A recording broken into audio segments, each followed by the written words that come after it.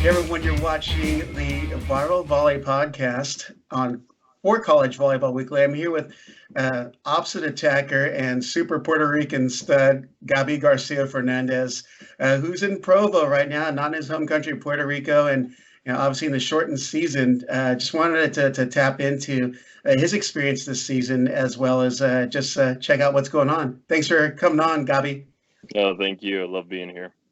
Awesome. Hey, your BYU team finished the season out ranked number one in the final AVCA poll, and I wanted you to share some of your thoughts on your team's performance up until the abrupt ending due to the coronavirus pandemic. To be honest, our preparation this year was one of the best preparations, and not even like volleyball wise. It was just we concentrated a lot this year on creating a culture. It's like the guys need to know more of the guys, like not have that much like seniority, like, oh, seniors hang out together and freshmen hang out together. Like everybody's just like, like being together and like hanging out and like getting to know each other more deeply, and see what goes on in different minds. So like we can like take that to the court and see and know how much we can push each other. So Right. that was amazing this year, and then like working out, and then the attitude of the team just wanting to be winners this year was amazing. Uh, you would guess like if you wake up at 5 a.m. in the morning, you're like, oh, I don't want to be up right now, and then Yeah, like right. you see 20 volleyball guys in the weight room just like having this 3 p.m. energy in the weight room, like Right. it's like, oh, let's go, like we're gonna lift weights, and then we go to class, and then we're keeping up with class, and then we go again to practice, and then hmm it's like everybody just wants to be around, like everybody's willing to play. And I think because of that, we did so good in our actual season, because hmm we didn't concentrate on like so much volleyball. We could just concentrate on our side, perfecting ourselves. Me, Gabby, I'm gonna perfect this more of myself, and then and then like everybody out of nowhere, the puzzle just became to like, and they created this for me to think unstoppable team.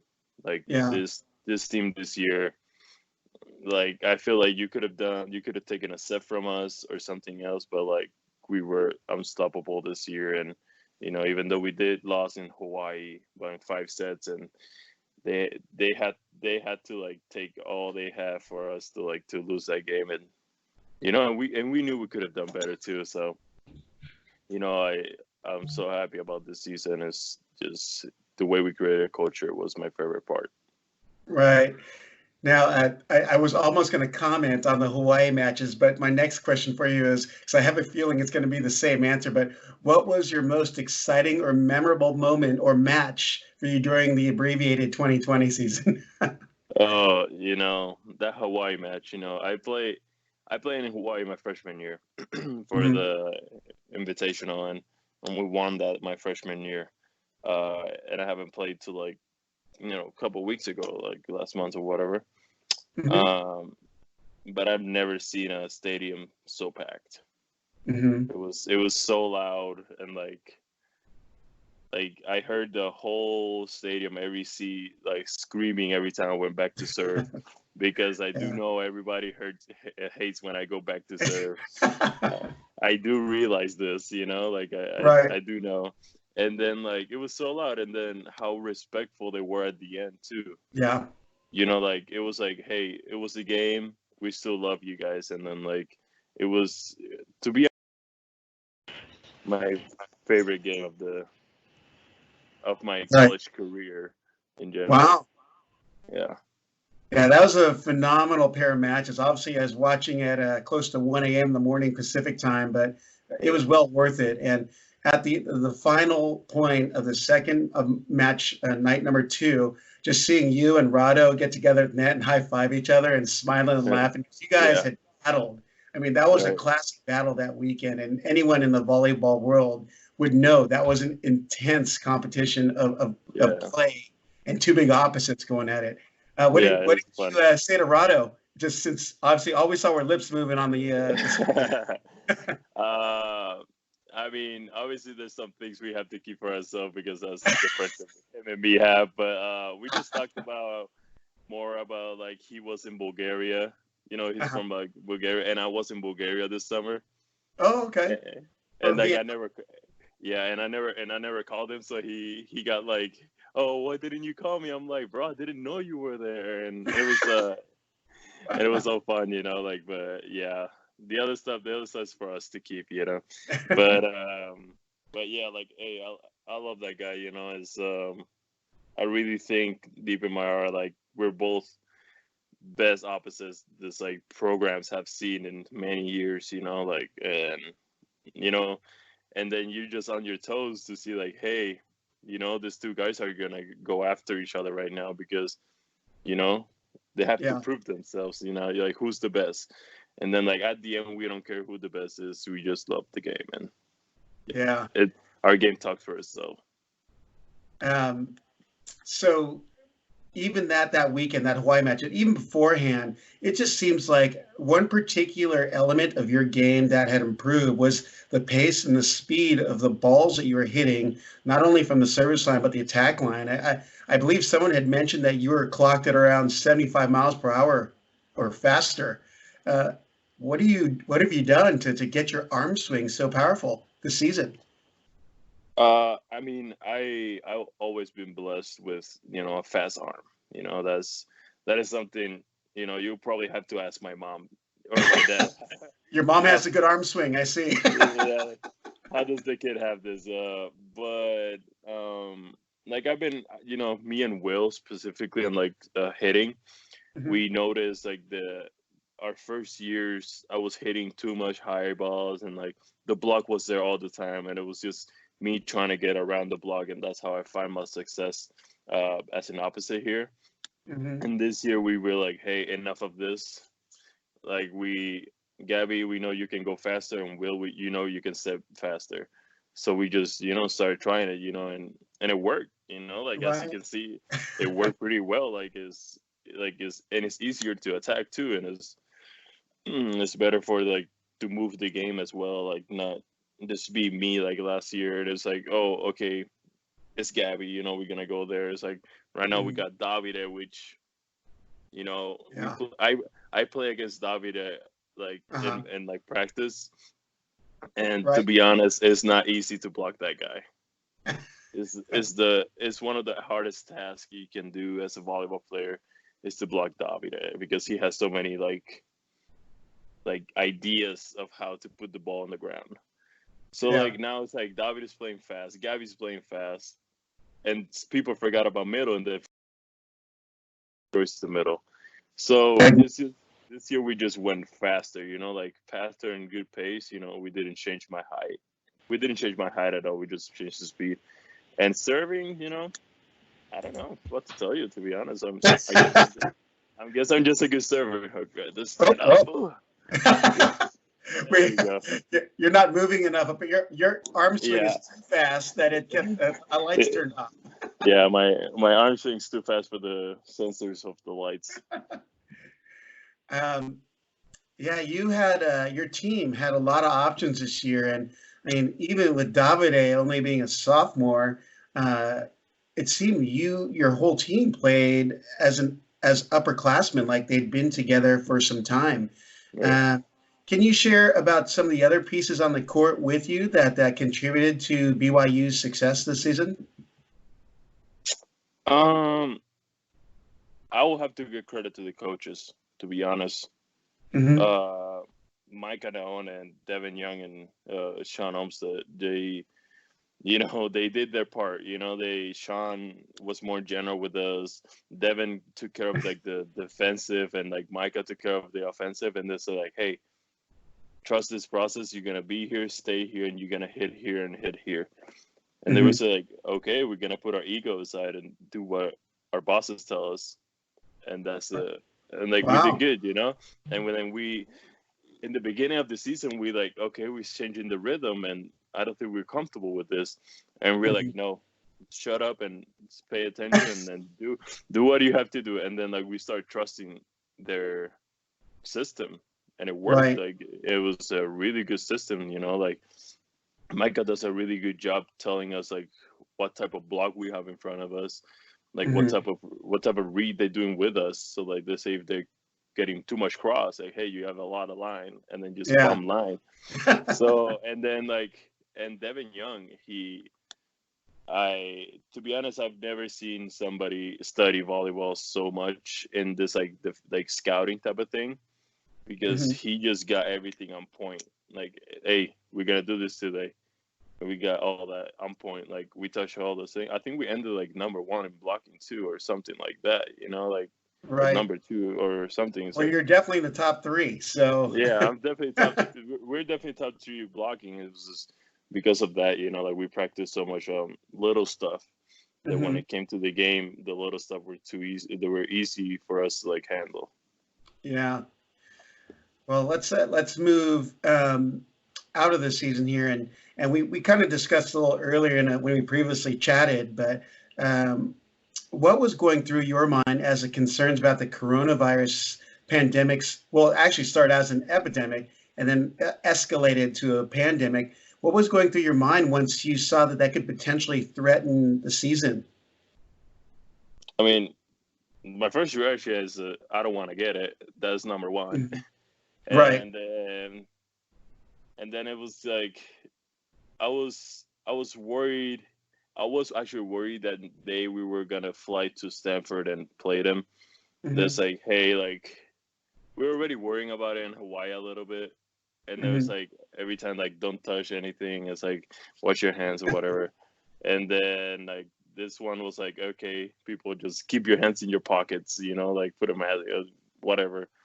And Yeah. then it was like more about the safety about the team and um more not worrying about what's gonna happen to our season, just more what's Mhm. gonna happen to us as like human, and then yeah, we concentrated more on that and just keeping ourselves like really clean and careful. And then like when season came and that have to be canceled, we handle it. I think we handled it pretty well. We did share of like tears and all that stuff like in the room, Mhm. but after that, it was like, okay, guys, just now take care of yourself, talk to your family, spend time with friends Yeah. in small groups, Yeah. and then like do things that you can actually control. You know, like right Yeah. now I'm spending on a lot of time with my fiance that I couldn't do during the season because of Yeah. traveling and all this stuff, and now school and all that stuff. Yeah. Well, great. You know, with the NCAA deciding to grant an additional year of eligibility and the chance for seniors like Will Stanley, Miko Yohainen, Zach Eschenberg to come back, I guess does that give your team a sense of hope? Do they know what they're to be doing? Uh, Uh, yeah, I didn't hear that last part. You oh, got like, well, with the additional granting of eligibility by the NCAA, and you had a few seniors with Miki Yohainen, Zach mhm. Eschenberg, and Will Stanley. Uh, is there a sense of hope for them and redeeming this season? Are they going to be coming back, or are things still up in the air as far as what their future holds for them? Right, yeah. I haven't gotten like a final like answers like yeah, he's coming back, he's coming back, he's coming back. But I do know them in a certain way. Like Will's a fighter, you know. Like if Hmm. there's some unfinished business, we're gonna sit down and discuss it. You know, like hey, I'm not gonna leave until this is done. You know. So Right. I feel like Will's like that, and Eschenberg is like that. Miki, I don't know because he's from another country, Yeah. so it's gonna be a little harder for him to like do that. He's getting married now, so I guess that would keep him around.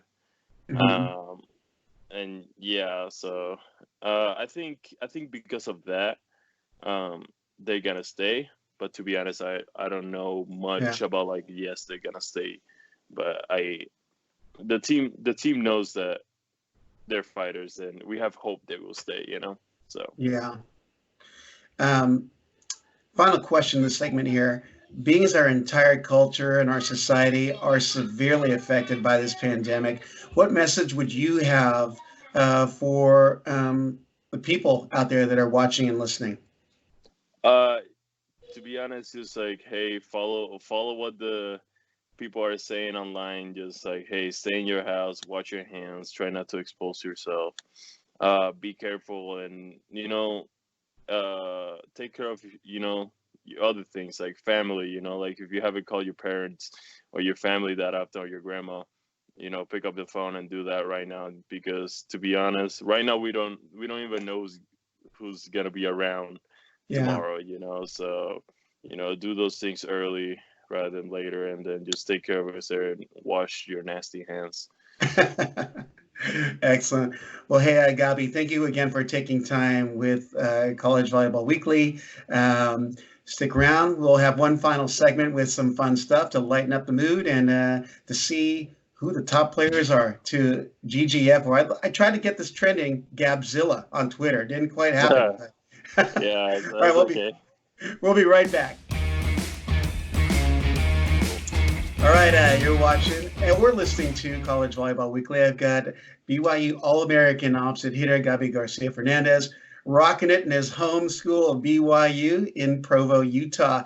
We're going to end our little segment here with Gabi's All-Americans. Who needs the AVCA All-Americans when Gabi can pick a few eye-catching performers from the shortened 2020 season?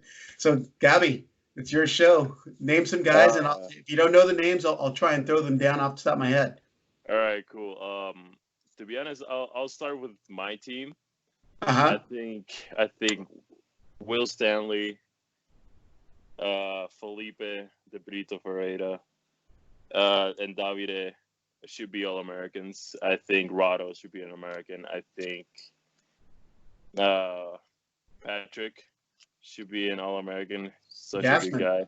Yasmin should be an All American. Like such a beast. Like it's something to see him in, outside or in video. It's another thing to play against him. So, outside hitter from Lewis. That would be Ryan Coonan. Such a good player. Strong arm. He'll be the top with us. I'll say my homeboy from Long Beach, Carlos. Carlos, love that guy. Carlos Rivera. I think the libero from UH should be Gage in there. Worsley. Yeah. Worsley. That guy should be in there. Who else? I guess. Oh, the setter from UCSB. Oh, that would be McGarry. Casey McGarry. We talked. Oh, Jalen Jasper, obviously. We talked about. So me and Felipe we're best friends, and we talk about, things that happen, and then the night that we play against UCSB at home, like that 5-setter we did here, we got out. We went home because we were roommates, and we went home and we sit down, and he sits down. He goes, Gabi, I have never played against a harder setter than this. He is so fast. And then